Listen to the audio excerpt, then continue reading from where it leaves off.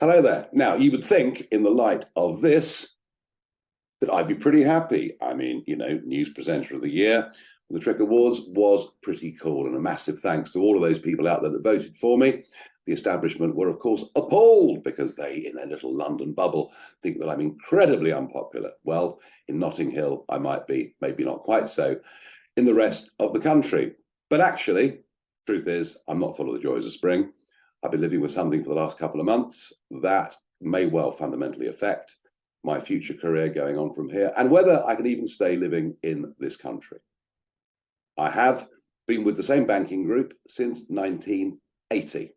I've had my personal accounts with them since that date and my business accounts right through the 1990s when I worked in the City of London and in recent years too. I'm with one of the subsidiaries of this big banking group, one with a very prestigious name, but I won't name them just yet. I got a phone call a couple of months ago to say, we are closing your accounts. I asked why. No reason was given. I was told a letter would come, which would explain everything. The letter came through and simply said, we are closing your accounts. We want to finish it all by a date, which is around about now. I didn't quite know what to make of it. I complained. I emailed the chairman. A lackey phoned me to say that it was a commercial decision, which I have to say, I don't believe for a single moment. So I thought, well, there we are. I'll have to go and find a different bank. I've been to seven banks, actually. Asked them all, could I have a personal and a business account? And the answer has been no in every single case. There is nothing irregular or unusual about what I do. The payments that go in and come out every month are pretty much the same.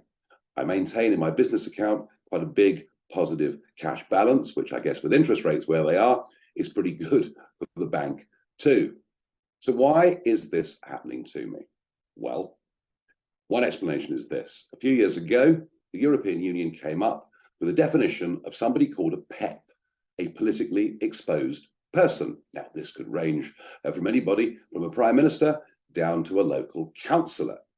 And I think the reason for it was, were people in politics open to bribery? Could foreign governments from Ukraine or China or wherever else it may be, could they be pumping money into the accounts of corrupt politicians? So I kind of understand that and get that.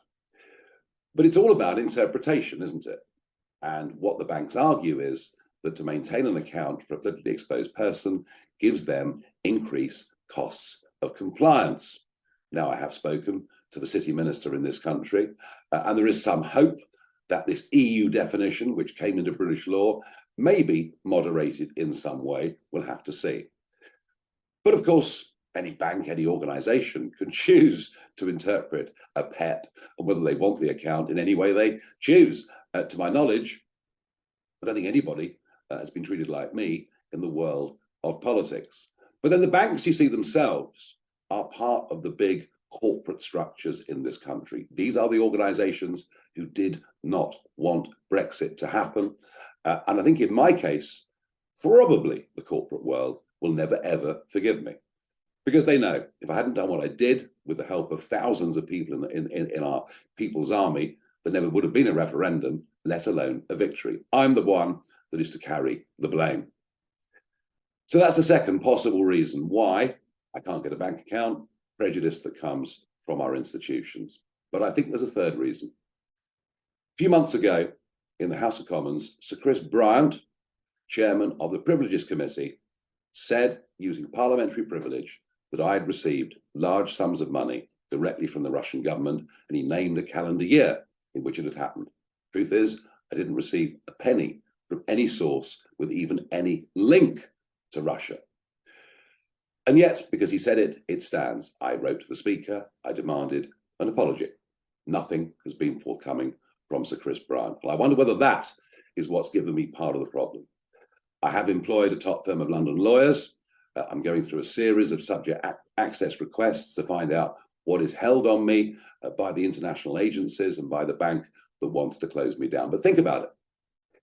Without a bank account, you effectively become a non-person. You don't actually exist. It's like the worst regimes of the mid-20th century, be they in Russia or Germany. You literally become a non-person.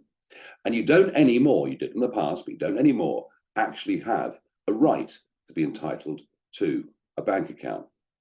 Now, there is a possibility through a fintech company that I could find some means of receiving and paying money, which could be a little bit of a lifeline, but it's not a bank account because I won't be able to earn any interest on positive cash balances. I won't be able to borrow money if I need to at any point, or take out a mortgage, should I so desire. Now, that will be completely denied to me. I won't be able to have a debit card linked directly to my account. I won't really be able to exist and function in a modern 21st century Britain. So I will tell you more about this on GB News at 7 o'clock tonight as to what my decision is, but I'm beginning to think that perhaps life in the United Kingdom is now becoming completely unlivable because of the levels of prejudice against me. I'll give you more of my thoughts at 7 o'clock tonight on GB News.